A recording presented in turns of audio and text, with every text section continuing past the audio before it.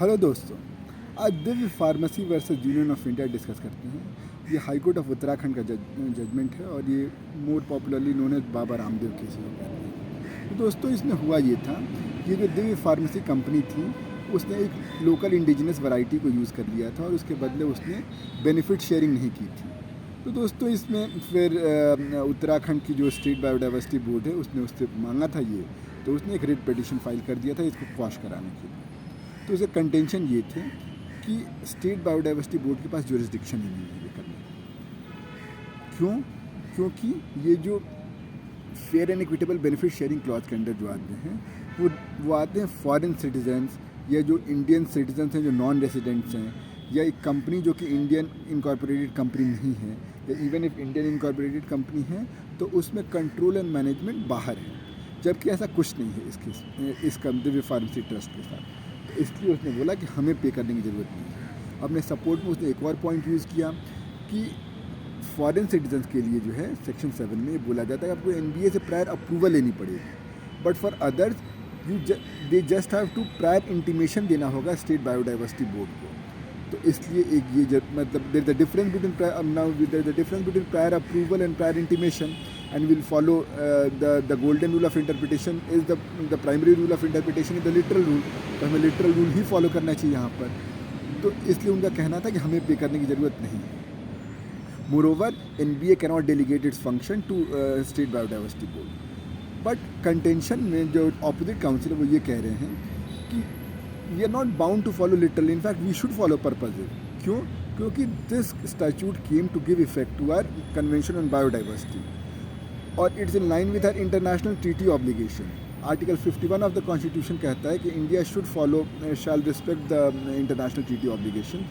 दूसरी बात यह कि विशाखा जजमेंट में कोर्ट ने खुद कहा था कि if the domestic law is not contrary to the international treaty obligation of which India is a signatory, तो हमें उनको फॉलो करना चाहिए। और in fact it was more elaborately laid down in commissioner of customs versus GM exports. उसमें court ने कहा if there is a domestic law and if there is an international treaty and India is not a signatory to it, तो अगर conflict है तो हम domestic law prevail करेगा। On the other and if India is a signatory तो हम एक तो पर्पजिव इंटरप्रिटेशन लेंगे, दूसरी बात अगर कुछ चीज़ें वेग हैं तो हम उसको ऐसे इंटरप्रेट करेंगे ताकि which is in line with international treaty obligation. क्यों? क्योंकि इंटरनेशनल ट्रीटी ऑब्लिगेशन का एम ये था कि यूनिफॉर्मिटी रहे उसके एप्लीकेशन में थ्रू आउट द वर्ल्ड और India became a signatory to it, तो इसलिए हमें ऐसे करना पड़ेगा। उसके बाद कोर्ट ने ये भी कहा कि एनीवे इसके सोशल और इकोलॉजिकल और इकोनॉमिक मतलब बेनिफिट्स हैं। सोशल इकोलॉजिकल कैसे? क्योंकि दोस्तों, पहली बात तो यहाँ पे इसके CBD के जिसको इम्प्लीमेंट करने के लिए एक्ट आया था उसके 3 एम्स थे: conservation of biodiversity, sustainable development और fair and equitable benefit sharing. तो ये fair and equitable benefit sharing is for the promotion of indigenous people, conservation on biological diversity is for the wild life.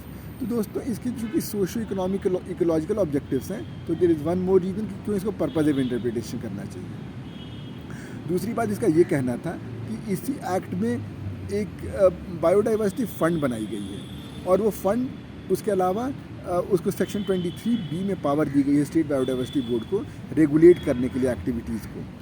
तो अगर कोई फ़ी impose करके regulate करना है तो this is an accepted form of regulation. और वो फ़ंड कैसे होगा? उस फंड के लिए कुछ ना कुछ फ़ी तो करना ही होगा। तो fair and equitable benefit sharing के लिए जो फ़ी ले रही है दैट इज़ रीजनेबल।